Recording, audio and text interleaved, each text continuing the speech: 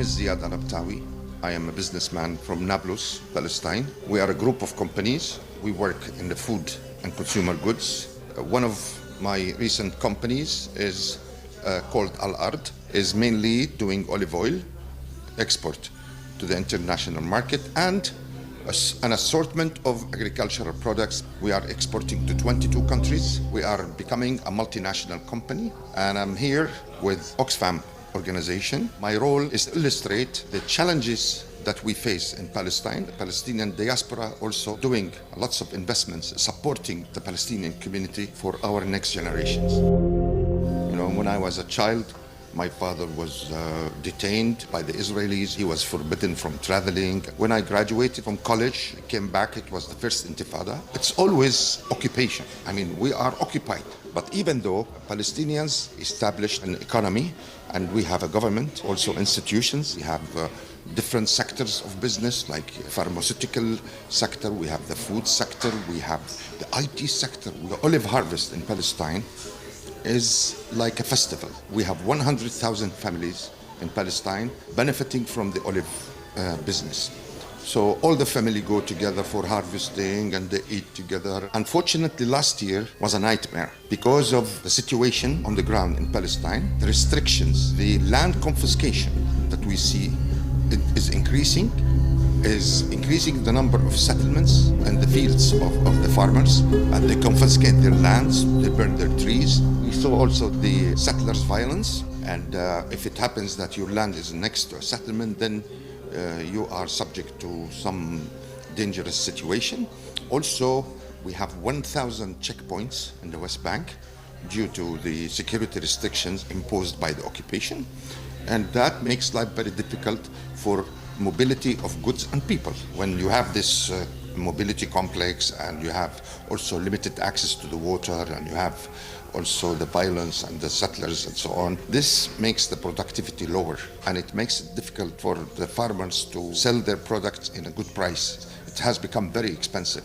The price of olive oil this year in Palestine almost the double the price of in Italy. So it's becoming very difficult.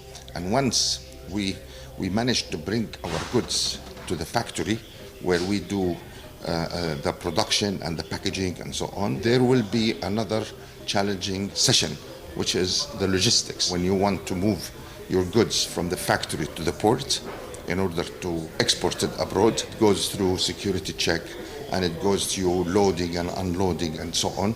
This adds up to an additional cost. The cost of bringing the goods from my factory to Haifa is $2,000 and it's only 200 kilometers, while the cost of shipping the container from Haifa to Hamburg, it costs $3,500 and the distance is 3,000 kilometers. But we are selling our product and the international market is demanding our product.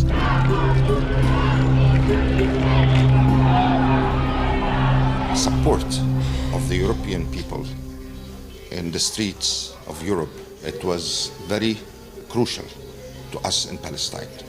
It made the situation, especially in Gaza, the war, to slow down a lot. We are a very strong people and we can build our economy. We only need to stop this occupation and we need to put some pressure on the Israelis to stop acting in this way of occupation and confiscating land and making settlements, because it will risk the two-state solutions. We have 12 countries in Europe recognize the Palestine state, and we need this number to increase in order to have our state and our independence and our self-determination rights of democracy.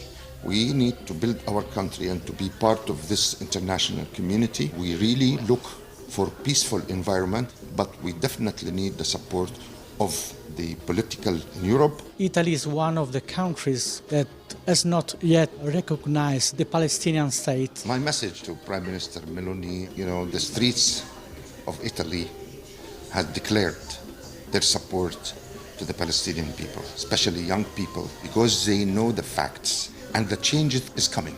Time will take care of it, and we are confident as Palestinians that we will be liberated. I think Israel and whoever is supporting Israel, delaying the solution that everybody's waiting for is not good, neither for the Palestinians nor for the Israelis. The European Union applied in these years double standards, 19 packages of sanctions to Russia, none to Israel. Of course, this is unfair, but the change is coming and the fairness is coming.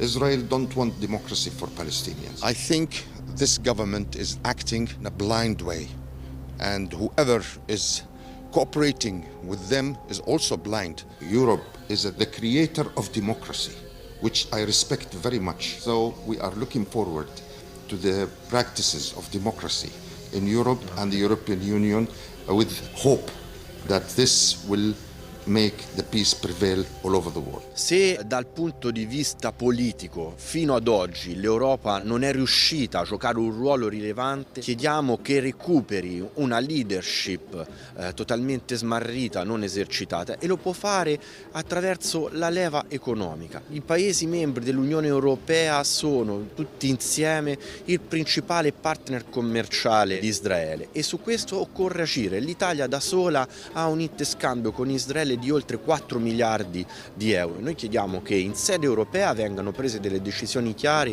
rispetto alla sospensione dell'accordo di associazione EU-Israele e che il nostro governo si faccia carico di rispettare quanto richiesto dalla Corte di Giustizia europea quando l'anno scorso ha chiarito l'illegalità dell'occupazione, si faccia carico di mettere in campo uno strumento normativo che vieti il commercio di beni e servizi con le colonie illegali, togliere ossigeno all'occupazione attraverso delle leggi che rispettino il diritto internazionale. L'Italia lo può fare, tutti i gruppi parlamentari lo possono fare. Speriamo che nelle prossime settimane qualcuno presenti una proposta di legge che recepisca quanto voluto dalla Corte di Giustizia internazionale.